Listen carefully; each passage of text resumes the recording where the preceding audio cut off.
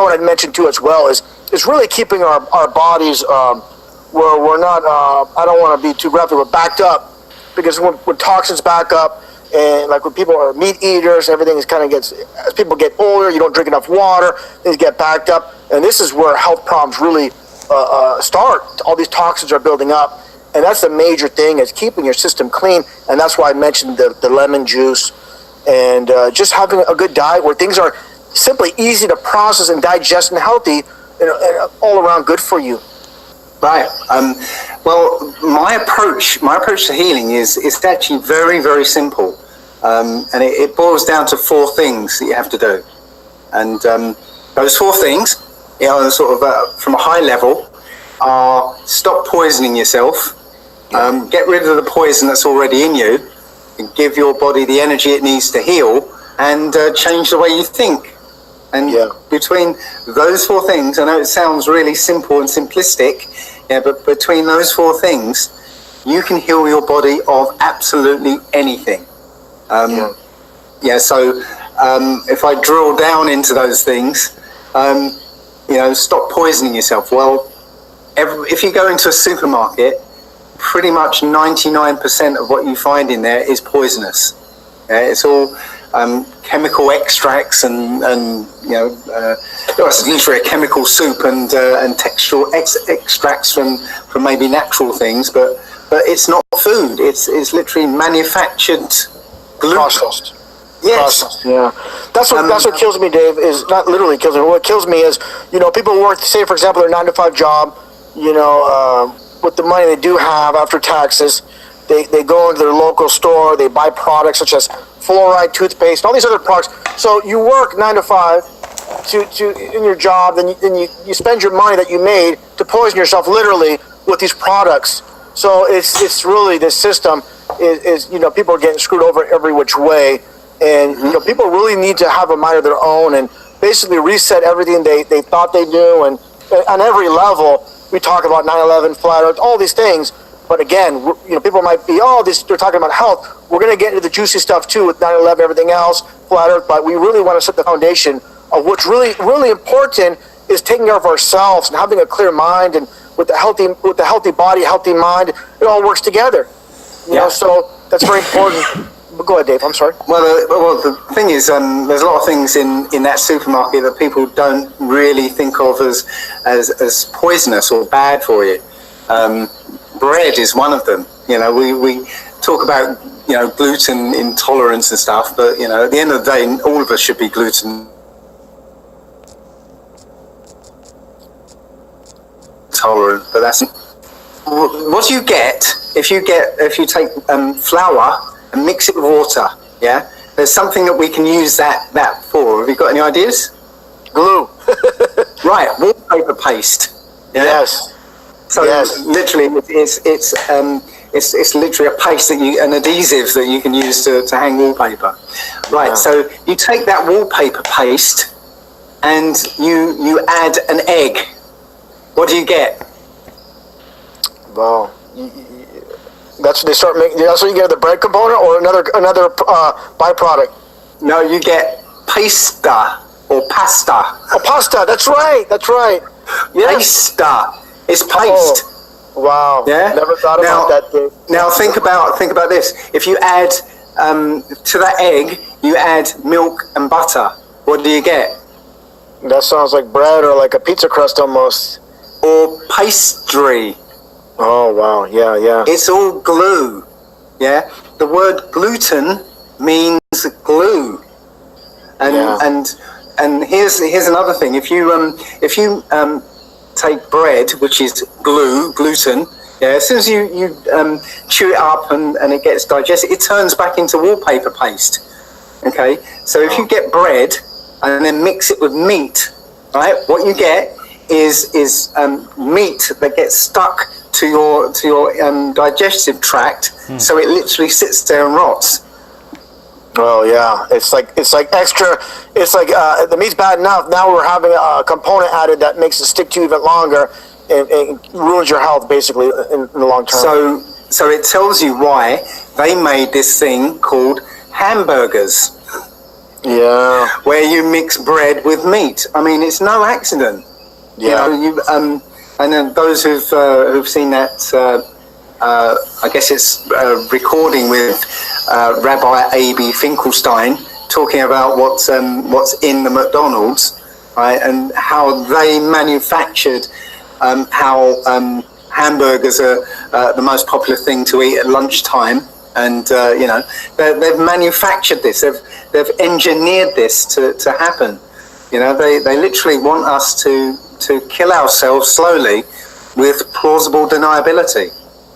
Yeah. Dave, it's very interesting everything you're saying about the paste with pasta and all that. I never even considered that. That's really well stated. I find it very interesting, and like you said, not by chance or coincidence, basically, when it comes to all these fast food chains, none of them are good for us. And the one that's supposedly the best for us is Subway. They say, oh, that one guy, I forgot his name, Jared. Oh, he lost he lost X amount of weight from eating these bread sandwiches, and it's mainly a bunch of bread and a little bit of ingredients in the middle. But bottom line is every angle you go to, all the selection they give you, it's none of the above. It's just like politics. It's just like everything else in this world. Whatever option they give you, it's the wrong option. You got to have a mind of your own and figure this out. Whatever they're presenting, it's like I always say. If you're following the crowd, you're going in the wrong direction with everything they're supplying, with mainstream science, mainstream religions type of thing, and with foods and everything else. So I look at it this way: there's a creator, and he created everything for us, and eat things in the most natural form, raw, if possible. If you, for example, something like broccoli, maybe hard to eat, well, just shred it up. It'll be easier to digest. If you want a whole broccoli, well, just steam it for a little bit. Don't kill it. You're killing all the nutrients the longer you cook it. So keep things simple. Everything in this world should be kept simple, and that's how I see it. But yeah, it gets a bit simpler than that, actually. Oh, let's hear it, Dave. Right. Well, the theory of nutrition is false as well. You don't get nutrition from food. I basically stumbled across this by reading an old book called Man's Higher Consciousness, which is I think it was written in the early 50s or maybe 30s, I can't remember, and it references books back into the 1700s, and literally it tells you you don't need to eat as a human. You don't actually need to eat. We're habituated to it, but at the end of the day, you don't need to eat. You don't get, you don't build your body out of food. When you think about it, it makes sense. Your body isn't built of food. Okay, the things you put into your mouth do not end up in your body. And I say this quite a bit. When you eat food, it doesn't go inside you. Right? You think it goes inside you, but it actually doesn't. So I liken the human body to a donut. So passing through. Yes, literally. If you stretch out that donut, even when you look down the hole in the middle, you're seeing the outside of the donut, and that's what it is. When you eat food, it's still, even though it passes through you, it's still on the outside of you. Got it. And all the food does is stimulate the modified skin cells in your digestive tract and causes things to happen inside. So just like touching stinging nettles, the stinging nettles don't become part of you or anything, or it doesn't go inside you, but it causes all sorts of responses inside your body to get kicked off. And there's increased blood flow, your heart beats a bit faster, white blood cells are created, all these things that happen to end up with a welt on the inside of your skin. Yeah, that's interesting you say that. I never looked at it in that way. It's almost like, when something's, like you're washing your hands with soap, it's passing through it's literally passing through your hand. When you're eating, it's literally passing through you, and you might be absorbing it just like you're absorbing soap or any kind of lotions or oils. It's just internally compared to externally, it's the same thing. It's just temporarily there type of thing. So yeah, that's a different. Well, it's also why you shouldn't touch anything poisonous. You know, if it's poisonous, if you eat it or, you know, ingest it, if you put it on your skin, it will do exactly the same as if you put it in your mouth. Yeah, it will pass through and or affect and cause a reaction that's harmful to you. So that's why you're not supposed to touch anything. That's why nerve gas, you know, which is like a gaseous form of a poison, how that works just by touching your skin. I think what it comes down to is this, Dave, and you said it very well, things are passing through us internally and externally. It's just, of course, what's internally it can absorb things a little bit, of course, better, and then the outside a bit. I mean, like, for example, I don't want to make this comparison, like, if you have chlorine water pass your outside exterior of your body, is different than when it's going inside type of thing, because you can absorb it better internally than externally, with our skin being thicker than, say, for example, in our mouth. Maybe a little bit off there, but you get the gist of what I'm trying to say. Sure. But you know what? 99% of what you put in your mouth doesn't go inside, doesn't pass or absorb into the skin. 99% of it goes straight out again. That's literally all what the body's doing is just getting rid of it as soon as you put it in. I did this breatharian experiment where I didn't eat for 60 days. And literally, proved it to myself that's what that's the case, because at the end of the 60 days, I was still fit and healthy and raring to go. In fact, I did. Sorry, I was just going to say. In fact, go ahead, Dave. I'm sorry. I was going to say I had this weird thing happen where basically most of the time my weight didn't shift very much. I went down a few kilograms. But on this one particular period of about 4 days, my weight dropped from, I think it was just over 75 kilograms down to 71.4. And I started getting worried because after, that weight loss after 4 days was a bit shocking. So I thought if it hits 70, that's when I'm gonna end the experiment. Wow. But the next day, after the 71.4, it started going up again. I still hadn't eaten anything, but literally it started going back up, and I think it hovered around 74, 75 kilograms.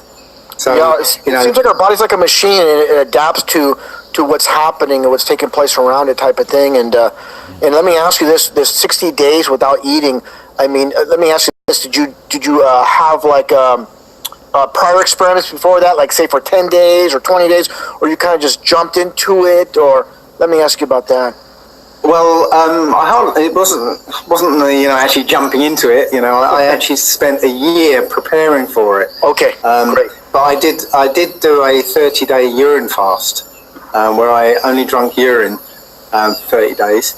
But for this breatharian experiment, I literally went from vegetarian to vegan for 3 months, and then I was fruitarian for 3 months. And then I was liquidarian for 3 months, and then I launched into it. And as I was changing the density of the food and going down in density, I was also going down in quantity. So by the time I was ready to start, I'd pretty much already started it.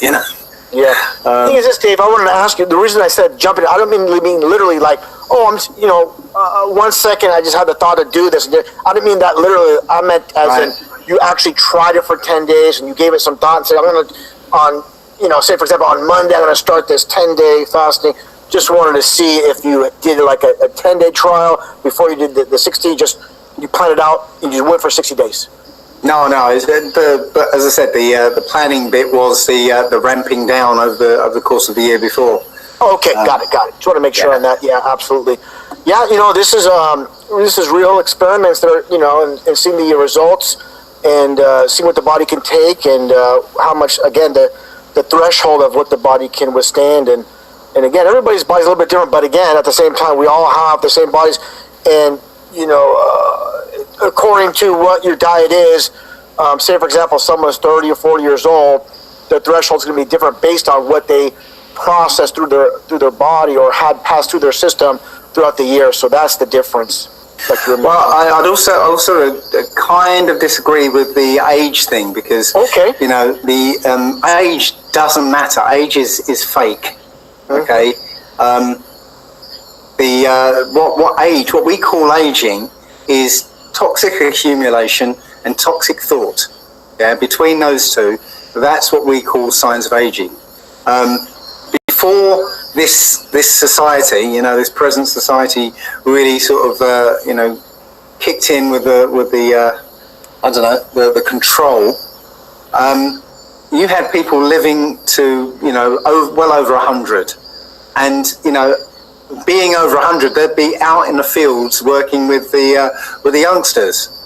Yeah, and you know, they wouldn't be these decrepit, you know, Alzheimer type people you get now in their 60s and 70s now. Yeah.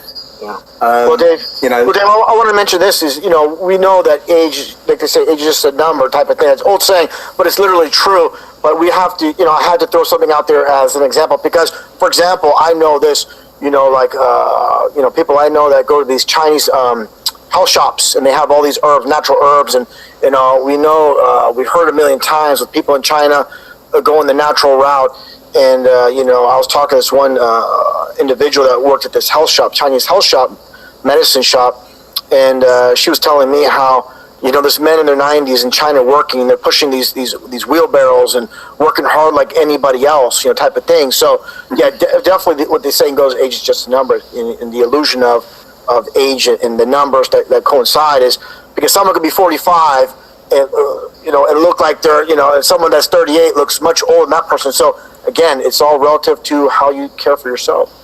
Yeah, and one of the biggest things, as I said, is the toxic thought. You know, they have us concentrating on birthdays in this society. Yeah, and the thing about birthdays is every number, right? We have an association with a particular, you know, say, if I said the number 80 to you, okay, in your head is a picture of an 80-year-old, yeah, but not just a picture of that 80-year-old, a whole set of things that 80-year-old can and can't do, okay, and for every single age you have this kind of mental picture of what that represents, yeah. So if you don't do anything about it, that's literally the trajectory that you're on, yeah. If you think that, you know, an 80-year-old is this some person that kind of crouched up and arthritic and all that, well, you know what? That's where you're going if you don't change it. Because there's a thing called the nocebo effect, where if you believe something enough, well, your body will make it happen for you. So if you believe that story, that trajectory of age, yeah, then that's literally where you're going to go, and you can kind of bypass that simply by your beliefs about yourself.